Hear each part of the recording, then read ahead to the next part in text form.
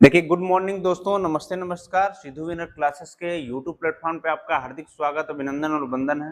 देखिए, जो आज की क्लास शुरू हो रही है आपकी क्लास 9th के लिए और कह सकते हैं कि क्लास 10th के लिए, बोर्ड एग्जाम के लिए बहुत ही महत्वपूर्ण है और भी अनेक प्रतियोगी परीक्षा अगर आप देंगे, तो उसमें इस जो टॉपिक है हमारी, ये बहुत ही आपको क्या करेगी, मदद करेगी। कह सकते हैं कि हेल्पफुल टॉपिक है ये। तो आइए हम लोग समझने का प्रयास करते हैं। पहले सबसे बड़ी बात है कि हम लोग पढ़ने क्या जा रहे हैं, पढ़ने जा रहे हैं गति। गति को इंग्लिश में बोला जाता है मोशन। क्या बोला जाता है? मोशन। ये फिजिक्स भौतिकी का चैप्टर है जो कि क्लास 9th में दिया है। तो ये क्लास 9th से हमको मतलब नहीं है, विशेष मतलब ये है कि ऑल कॉम्पिटिटिव एग्जाम में जितने भी क्वेश्चन बनेंगे इसी से बनेंगे। तो आइए हम लोग समझते हैं। देखिए, चीजें हैं कि गति मोशंस है क्या। देखिए, सबसे बड़ी बात की आप लोग एक बार में समझने का प्रयास करिए गति को। देखिए, कोई पिन मान लीजिए, ले लीजिए। देखिए, ये हमारे हाथ में है, ये हमारे हाथ में है और ये जब हमारे हाथ में है तो इस समय विरामावस्था में है। किस अवस्था में है? विरामावस्था। अच्छा, ये इधर से मैं फोर्स इधर कर रहा हूं, देखिए ऐसे अगर ये बढ़ रहा है तो ये गति अवस्था में हो गया। ठीक है, ये किस अवस्था में हो गया? गति अवस्था में। गति का मतलब होता है कि चलना, एक जगह से दूसरी जगह बढ़ना। ये नहीं कि पेड़ गतिशील है, पेड़ विरामावस्था में होता है। पेड़ वृद्धि कर सकता है लेकिन गति नहीं कर सकता, एक स्थान से दूसरे स्थान पर नहीं जा सकता। पेड़ को आप देखेंगे 10 साल बाद आएंगे, उस पेड़ को जब आप देखेंगे तो मोटा हो जाएगा, तरोताजा हो जाएगा, उसका तना बहुत ज्यादा विकास करेगा लेकिन अपना स्थान नहीं छोड़ा होगा। घर आप जहां पे बनाए हैं वहीं पे बना रहेगा, दूसरे जगह चल के नहीं जाएगा। लेकिन आप कोई जानवर है आपका, या कोई साइकिल है या बाइक है या कार है, वो क्या कर सकती है, आप चला के उसको ले जा सकते हैं, या जानवर खुद से भी जा सकता है। बात समझ रहे हो? तो ये चीजें गतिशील अवस्था में आती है। सबसे पहले हम लोग गति पढ़ने से पहले क्या करेंगे, सिलेबस को जानना। देखिए, कोई भी आप काम करिए तो आपका पहले तो उद्देश्य निर्धारित हो कि हम ये काम क्यों कर रहे हैं। बाकी हम लोग अभी बचपन से यहाँ आ रहे हैं तो गलती पे गलती करते आ रहे हैं, क्योंकि हम लोग उद्देश्य हम लोगों का कोई नहीं रहता, पढ़े जा रहे हैं बिना मतलब के। प्रश्न पूछना है कौआ का, पढ़ रहे हैं एबीसीडी, तो कभी आपको क्या होगा, इसका बेनिफिट नहीं मिलेगा। ठीक है, हम लोग अपने अनुभव द्वारा बता रहे हैं कि कोई बच्चा पेपर में जाता है तो बोलता है कि ये पेपर में हम पढ़ ही के नहीं गए थे तो पेपर में कहाँ आएगा। तो ये क्या हो जाता है, पहली गलती तो टीचर की हो जाती है। दूसरी गलती आपकी होती है कि सर पेपर में जो पूछता है उससे रिलेटेड पढ़ाइए। हम बहुत ज़्यादा दुनियादारी को जानकर क्या करेंगे, अथाह ज्ञान है, इस समय हमको उतना ही पढ़ाइए जो कि हम क्या करें, क्वालिफाई कर जाएँ पेपर में। तो उसी को आधार बना के हम लोग पढ़ेंगे। ठीक है? तो आपका सिलेबस क्या है, पाठ्यक्रम, इस पर हम बात करेंगे।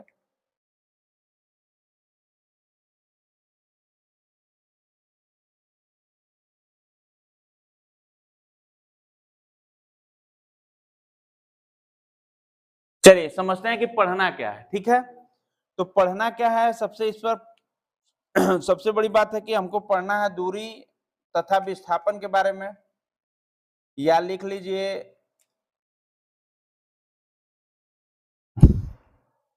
दूरी, दूरी तथा विस्थापन के बारे में पढ़ना है। दूसरी चीज हमको पढ़नी है, ये तो पहला पॉइंट था। दूसरा पॉइंट हमको पढ़ना है इस सिलेबस के अंतर्गत आपके, ये वेग के बारे में पढ़ना है, वेग। तीसरा जो फैक्ट जानना है हमको, एक सरल रेखा में, एक सरल रेखा में, एक सरल रेखा में एक समान और एक समान और असमान, असमान गति। ठीक है, इसको जानना है। चौथी जो बात है, हमको जानना क्या है कि पढ़ना है त्वरण, त्वरण पढ़ना है। और त्वरण में भी पढ़ना है एक समान गति एवं एक समान गति, एक समान गति एवं एक समान, एक समान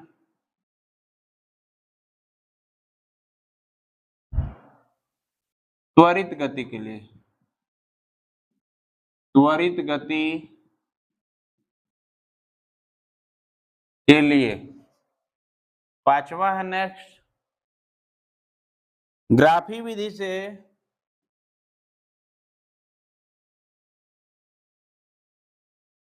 ग्राफी विधि से ग्राफी विधि से गति के समीकरण की गति के समीकरण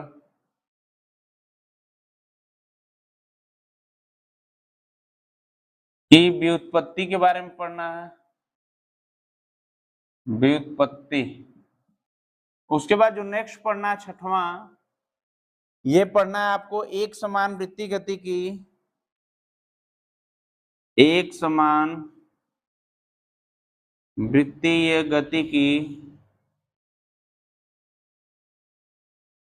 एक समान वृत्तीय गति की प्रारंभिक धारणा को पढ़ना, प्रारंभिक धारणा के बारे में क्या करना है, जानना है। ठीक है, तो आप सिलेबस थोड़ा नोट कर लीजिए।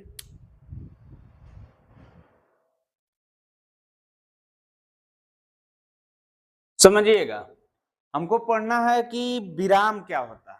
ठीक है, विराम क्या होता है, तो विराम के बारे में समझना है कि विराम होता क्या है। तो आइए हम लोग समझते हैं। यदि किसी वस्तु की स्थिति यदि यदि किसी यदि किसी वस्तु की स्थिति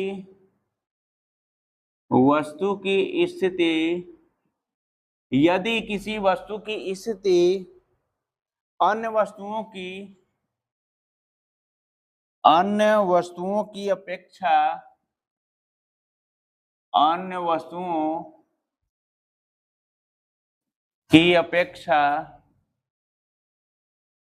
वस्तुओं की अपेक्षा समय के साथ नहीं बदलती है, समय के साथ नहीं बदलती है, समय के साथ नहीं बदलती है, उस वस्तु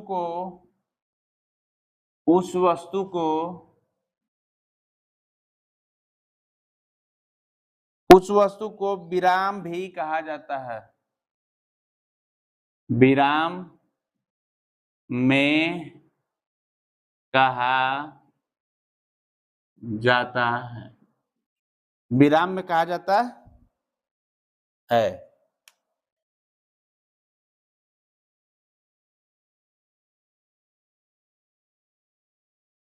जैसे समझिएगा, देखिए विराम होता क्या, रेस्ट। यदि किसी वस्तु की स्थिति अन्य वस्तुओं की अपेक्षा समय के साथ नहीं बदलती है, उस वस्तु को विराम कहा जाता है। जैसे एग्जाम्पल के अगर तौर पे हम बात करेंगे तो कमरे की दीवार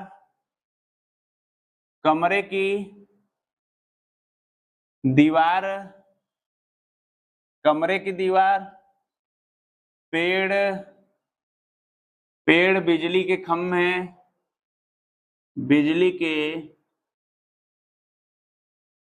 खंभे, घर, ठीक है, इत्यादि बहुत सारे हैं, आप लिख सकते हैं उनको। ठीक है, अब हम बात करेंगे कि गति क्या होता है, मोशन, जो हमारा चैप्टर है। गति को समझते हैं क्या होता है, गति,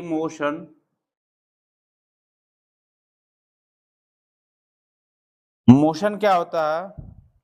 देखिए, यदि किसी वस्तु की स्थिति यदि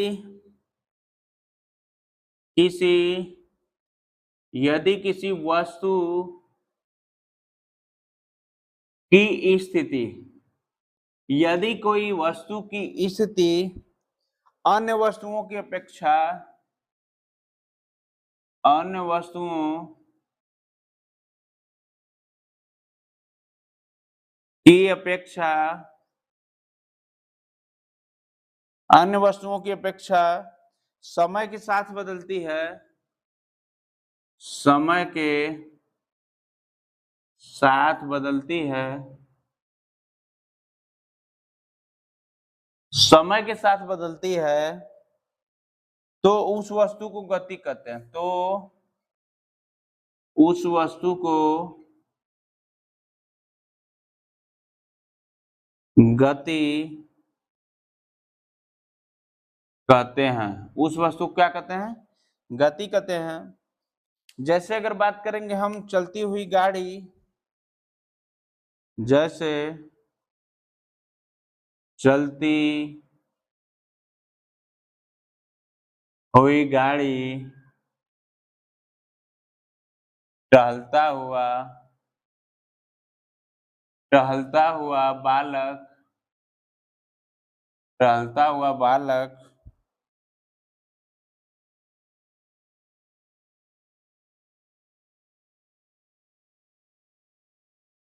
उड़ता हुआ पक्षी, उड़ता हुआ पक्षी, उड़ता हुआ पक्षी नदियों में नाव का चलना, नदियों में नाव का चलना, बच्चे का दौड़ना। देखिए आप समझिए बात को, थोड़ा सा समझ लीजिए कि गति मोशन होता है कि यदि किसी वस्तु की स्थिति अन्य वस्तुओं की अपेक्षा समय के साथ बदलती है तो उस वस्तु को गति कहते हैं, मोशन कहते हैं। कैसे? जैसे समझिए कि चलती हुई गाड़ी, गाड़ी क्या चल रही है? चल रही है, अपने स्थान पर विरामावस्था में तो है नहीं, तो गाड़ी का चलना क्या हो गया? मोशन हो गया। टहलता हुआ व्यक्ति सुबह भोर में उठा आराम से 4 बजे और टहल रहा है व्यक्ति, तो क्या कर रहा है? एक स्थान से दूसरे स्थान तक समय के साथ अपना बदलाव कर रहा है। उड़ता हुआ पक्षी, पक्षी भी देखिए आज उत्तर की तरफ है, कल पश्चिम की तरफ हो गया, तो अपना समय क्या करता है? चेंज करता है समय के साथ अपने आप को। नदियों में नाव का चलना, आप छोड़ेंगे कि बलुआ घाट पे नाव चल रही है, पहुंच गई टांडा घाट पे, तो ये भी अपना गति इस्तेमाल हो रहा है। बच्चे का दौड़ना, बच्चा दौड़ रहा है 5 किलोमीटर, बात समझ रहे हैं? चला गया बेचारा चानिया से रामगढ़ दौड़ते हुए, ठीक है, तो ये भी क्या हो गया? गति के उदाहरण है, इनको नोट कर लीजिए।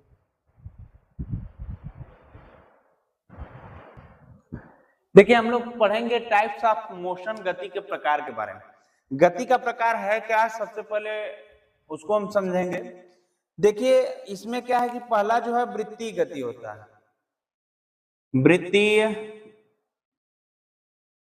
गति, वृत्तीय गति, इसको बोला जाता है करिकुलर मोशन।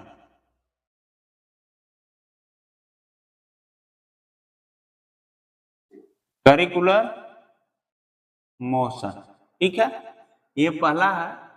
देखिए इसको समझिए आप, जब कोई गति वृत्ताकार मार्ग पर, जब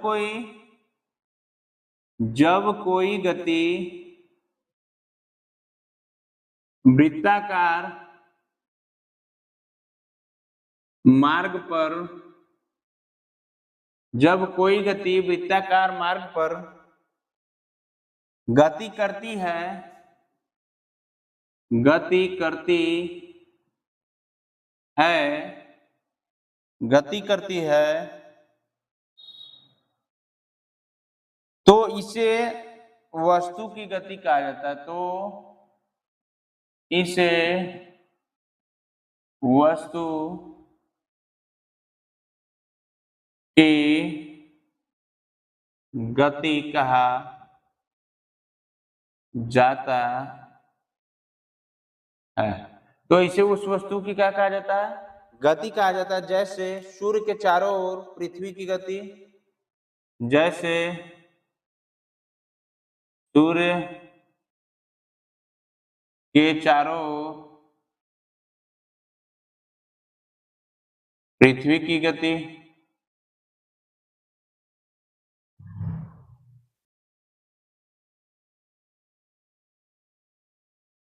दूसरा एग्जाम्पल है पृथ्वी के चारों ओर चंद्रमा की गति, पृथ्वी के चारों ओर चंद्रमा की।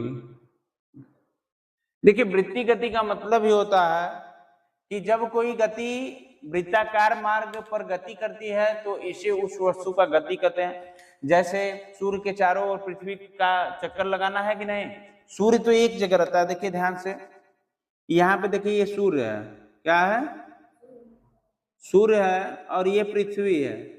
पृथ्वी क्या करती है, घूमती रहती है, घूमती रहती है, इसका चक्कर लगाती रहती है।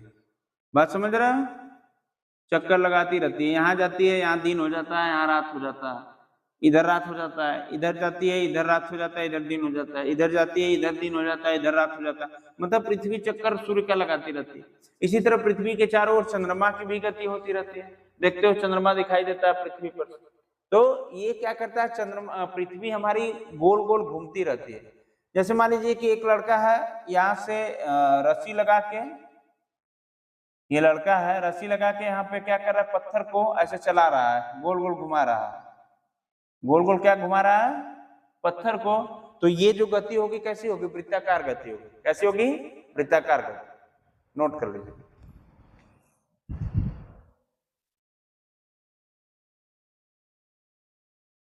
देखिए जो दूसरा गति का प्रकार में दोलन गति है, इसको समझेंगे, ठीक है।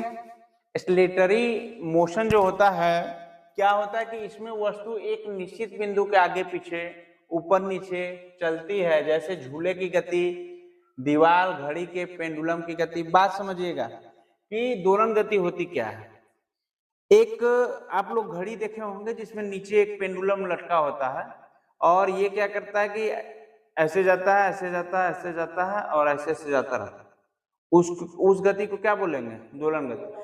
आप झूला झूलते हैं, झूला ऊपर होता है, झूला ऐसे आप झूलते हैं, इधर ऐसे ऐसे झूलते हैं कि नहीं झूलते हैं। जब झूला झूलते हैं तो एक कोण बना के दूसरे कोण तक जाता है, फिर वहीं एंगल बना के आता जाता है। बात समझ रहे हैं, उसी को क्या कहेंगे, दोलन गति। ये अपना स्थान नहीं छोड़ रहा है, बात को समझिए, स्थान नहीं छोड़ रहा है, एक ही स्थान पे लटका हुआ है, लेकिन अपना जो निचला सिरा होता है इसको ऊपर ऐसे ऐसे जो गति करेगा उसको क्या कहेंगे, दोलन गति। इस चीज को आप समझिए ध्यान से।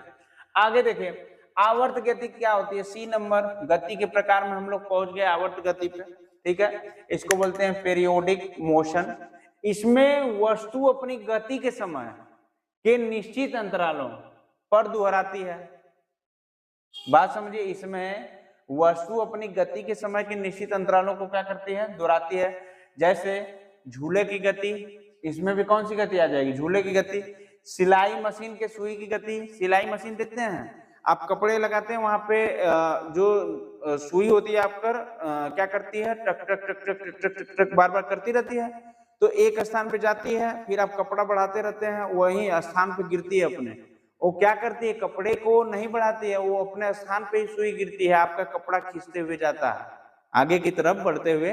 तो उस गति को क्या कहेंगे, आवर्त गति। क्या कहेंगे, आवर्त गति। नेक्स्ट, अब हम लोग इधर समझेंगे कि स्केलर और वेक्टर क्या होता है, क्योंकि आपके एग्जाम में जो शब्द बन के आता है स्केलर और वेक्टर आता है, तो इसका आप लोग मतलब समझते रहे। देखिए स्केलर को कहा जाता है अदिश राशि। क्या कहा जाता है, अदिश।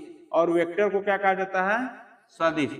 इसलिए मैं लिखा हूं कि आप लोग एग्जाम में कर लेना, ठीक है। ये शब्द ऐसे ही देता है कि स्केलर क्या होता है और वेक्टर क्या होता है। तो हम इस चीज को समझेंगे, स्केलर अदिश और वेक्टर सदिश। अब देखिए अदिश राशि क्या होती है। अदिश राशि वे राशियां को भौतिक राशियों के रूप में परिभाषित किया जाता है जिनमें केवल परिमाण व आकार होता है। आकार भी होगा और परिमाण होगा, दो में से एक चीज होगा। बात समझ रहे हैं, या का मतलब एक, या तो परिमाण या तो आकार, ठीक है। तो जैसे दूरी, दूरी में क्या होता है, दूरी परिमाण, गति में परिमाण, द्रव्यमान में एरिया आकार, घनत्व आकार, घनत्व में क्या होता है, आकार। बात समझ रहे हो, ये चीजें जो होती हैं, एक मैं ट्रिक बताऊंगा आपको, अभी थोड़ा सा पढ़ लीजिए। देखिए दूरी, गति, द्रव्यमान, घनत्व, ये याद करने का ट्रिक है, ठीक है। इसमें परिमाण होगा या तो एरिया होगा या आकार होगा, ठीक है। नेक्स्ट, सदिश राशि क्या होती है। सदिश राशियां वे राशियां होती हैं, वे भौतिक राशियां हैं जिनमें परिमाण और दिशा दोनों होती है। जैसे विस्थापन, इसमें परिमाण भी है और दिशा भी है। वेग, इसमें भी क्या होता है, परिमाण होता है, दिशा भी होता है, त्वरण में भी, बल में भी। ठीक है, एक तो हम आपको थोड़ा सा इसका याद करने का एक सूत्र बताते हैं, इसको थोड़ा सा ध्यान से समझिएगा। देखिए, ये सूत्र इसलिए बता रहे हैं ट्रिक के माध्यम से कि आप लोग कभी भूलिए नहीं। भूलने का मतलब है, देखिए दो चीजें, एक द्रव्यमान और एक घनत्व और घनत्व। ठीक है, द्रव्यमान और घनत्व को छोड़कर बाकी जिनमें वह आ जाए,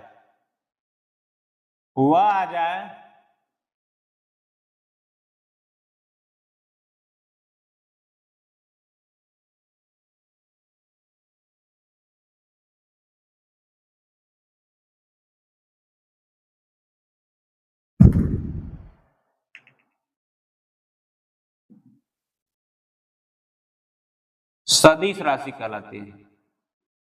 सदिश राशि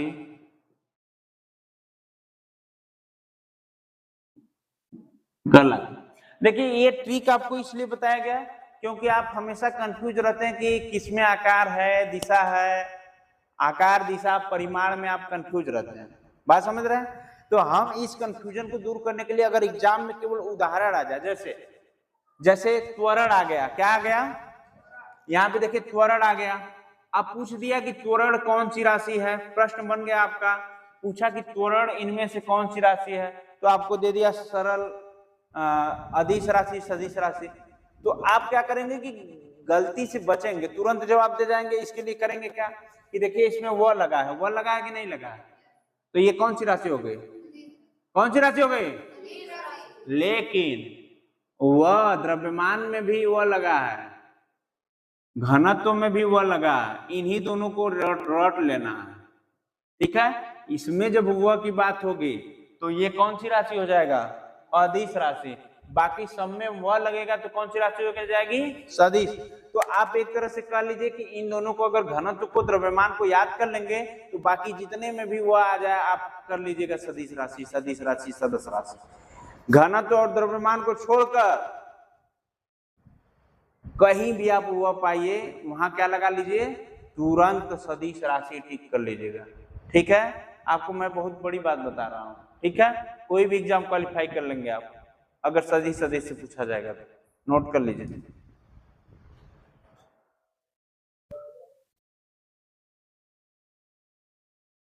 चलिए हम लोग पढ़ेंगे एक समान गति के बारे में। एक समान गति, एक समान, ठीक है, इसके बारे में आइए समझते हैं। देखिए एक समान गति क्या होती है कि यदि कोई वस्तु, यदि कोई वस्तु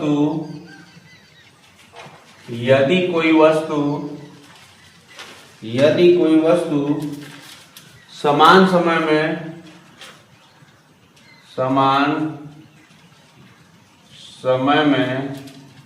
यदि कोई वस्तु समान समय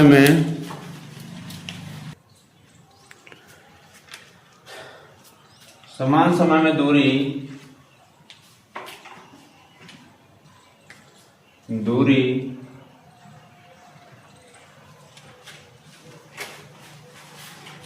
तय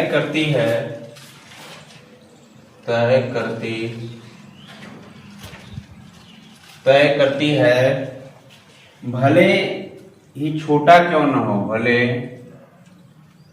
भले छोटा क्यों न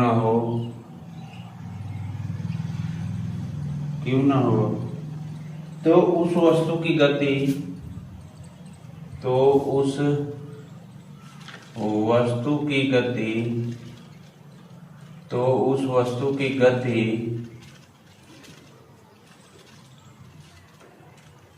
वस्तु की गति समान गति कहलाती है, समान गति कहलाती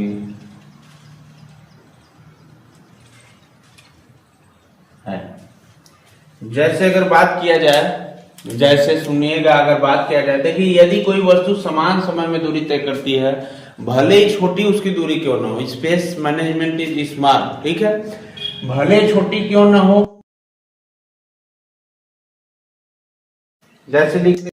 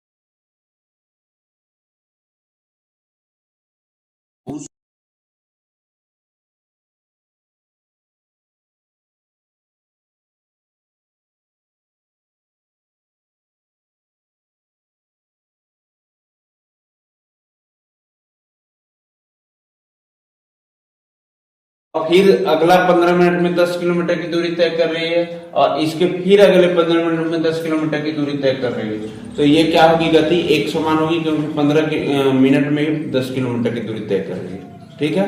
तो इसको आप नोट कर लीजिए।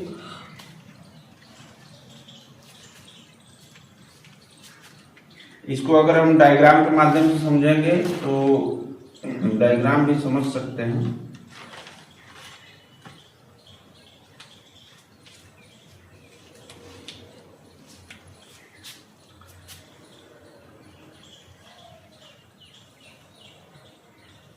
वो है, यहाँ पे क्या हो जा रहा है, ए है, और यहाँ पे दूरी है, और इधर क्या है, समय है,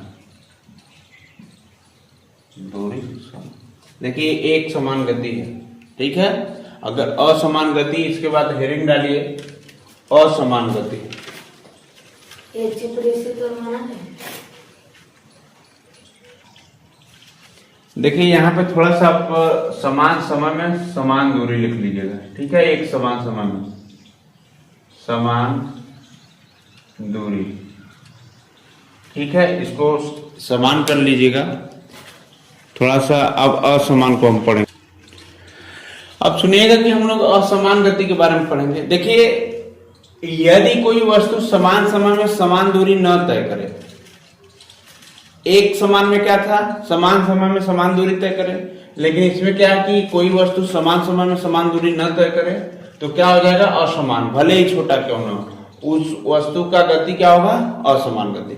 जैसे एक कार है, मान लीजिए एक कार है, और क्या कर रही है कि एक कार सीधी सड़क पर, एक कार सीधी सड़क, एक कार सीधी सड़क पर 10 मिनटों में 25 किलोमीटर, 10 मिनटों में 25 किलोमीटर, 10 मिनटों में 25 किलोमीटर की दूरी तय करती है, की दूरी तय करती,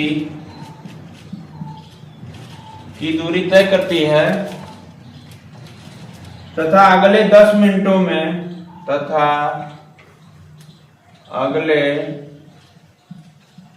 10 मिनटों में तथा अगले 10 मिनटों में 30 किलोमीटर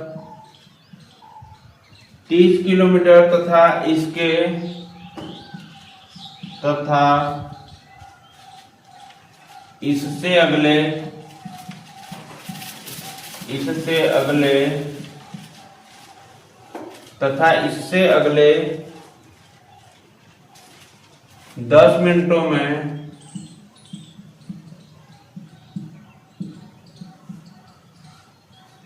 20 किलोमीटर की दूरी तय करती है।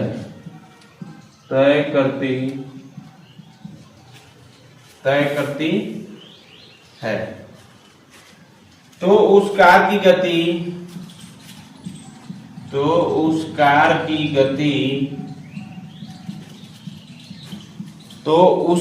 की गति असमान गति होती है। असमान गति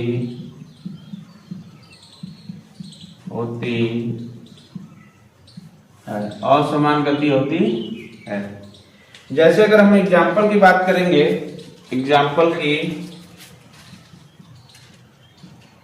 तो ये एग्जाम्पल है। यहाँ असमान का मतलब देखिए ऐसे परिवेश चला जाएगा आपका, ठीक है। ये क्या है? असमान गति।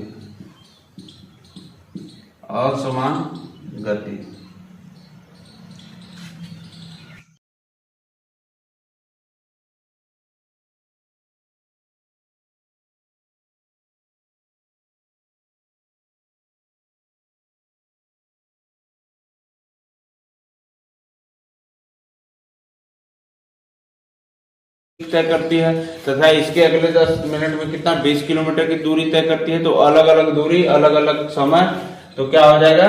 ये असमान गति हो जाएगी। ठीक है, नोट कर लीजिए।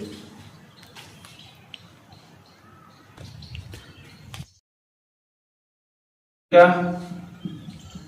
और यहां समय का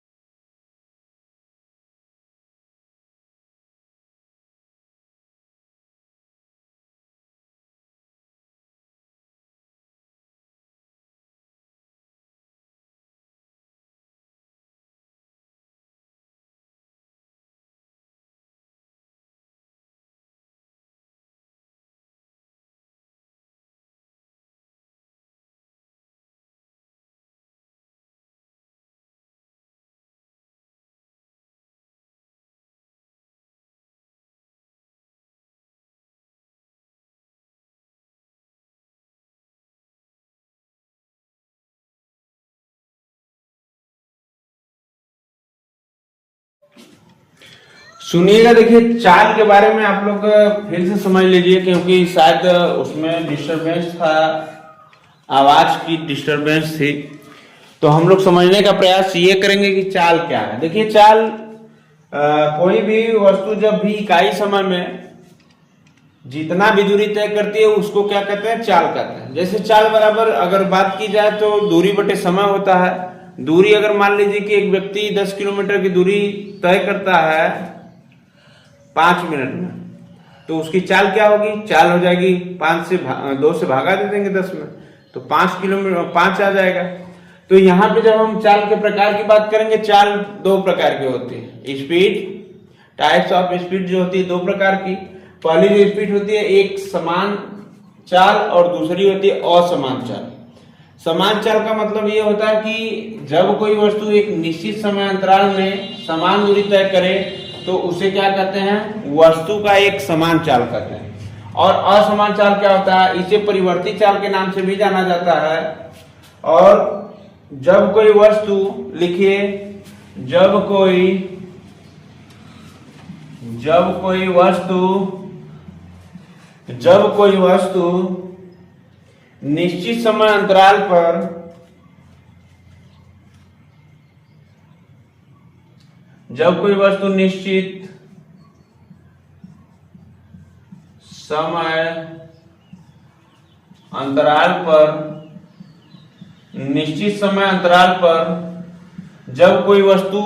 समय अंतराल पर असमान दूरी तय करता है, असमान दूरी तय करता है,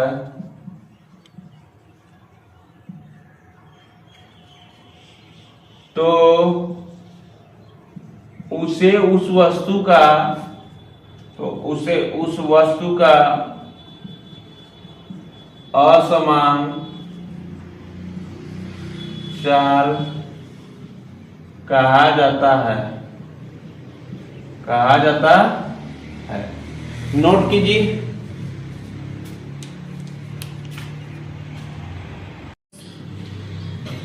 अब पढ़ेंगे हम लोग कि औसत चाल क्या होता है। ठीक है, समझेंगे कि औसत चाल क्या है। देखिए औसत चाल क्या होता है कि इसे माध्य चाल भी कहा जाता है। बात समझ रहे हैं, मीडियम। किसी वस्तु के द्वारा तय की गई कुल दूरी को और उस दूरी को तय करने में लगे समय के अनुपात को ही क्या कहते हैं, औसत चाल कहते हैं। जैसे मान लीजिए आप कि जा रहे हो आप प्रयागराज, वाराणसी टू प्रयागराज, पहले इसको इलाहाबाद कहा जाता था, योगी जी ने इसका नामकरण कर दिया प्रयागराज। मुगलों से पहले प्रयागराज ही था, मुगल आए तो उसको इलाहाबाद कर दिया, और बाद में क्या हो गया, ये फिर प्रयागराज आ गया। फिर आएंगे कभी शासक, मुस्लिम शासक, तो इसको क्या करेंगे, इलाहाबाद करेंगे। तो ये लगा रहेगा। ठीक है, हमको बात करनी है कि हम लोग वाराणसी से चले, वाराणसी से प्रयागराज की जो दूरी थी ये मान लीजिए 150 किलोमीटर थी। कितने किलोमीटर, 150 किलोमीटर। और जो हमको समय लग गया, हम घर से निकले सुबह 6 बजे निकलते हैं। सुबह कितने बजे निकलते हैं, सुबह 6 बजे निकलते हैं और पहुंचते हैं 11 बजे। कितने बजे पहुंचते हैं, देखिए 6 बजे हम निकले लेकिन पहुंचे कब, 11 बजे। कितना पहुंचे, 11 बजे। तो हमको टाइम, टोटल टाइम कितना लग गया, 5 घंटा। कितना टाइम लगा, तो देखिए सीधी बात है कि वाराणसी से प्रयागराज जाते समय क्या होगा, वाराणसी से प्रयागराज जाते समय क्या होगा कि 150 किलोमीटर की दूरी तय करने में 5 घंटे का समय लग जा रहा है। यही बात है कि 5 घंटे का समय लग रहा है। तो देखिए पूछेगा कि इसकी औसत चाल क्या थी, तो औसत चाल बराबर देखिए हम क्या निकाले हैं कि v बराबर या सपाटी, तो कुल दूरी कितना लगा, 150 की कुल दूरी, और कितना समय लगा, 5 घंटा।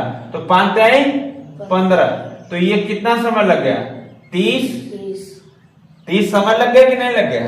आप जो औसत चाल थी, सॉरी इसकी औसत चाल कितनी हो गई, 30 किलोमीटर प्रति घंटा।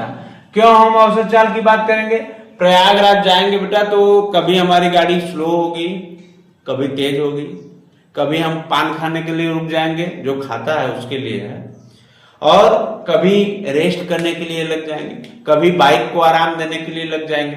तो ये सब जो समय मेंटेन करता है, तो ये आपकी जो समय मेंटेन होती है, तो तय की गई दूरी बटा कुल लिया गया समय औसत चाल को प्रदर्शित कर, ये भी तो समय उसी में रखेगा ना कि आपने जलपान किया होगा, पान खाया होगा, आपने अपनी बाइक को आराम देने के लिए कुछ समय के लिए स्टैंड किया होगा, खड़ा किया होगा, बात समझ रहे हैं, आपको शौचालय लगी होगी, वहां गए होंगे, कुछ समय व्यतीत किए होंगे, तो सब मेंटेन करके 5 घंटा लग जा रहा है। तो टोटल जब हम औसत चाल की पूरी पूछेंगे तो कितनी हो जाएगी, 30 किलोमीटर प्रति आवर। बात समझ रहे हैं, तो आप क्या करेंगे, नोट कर लीजिए।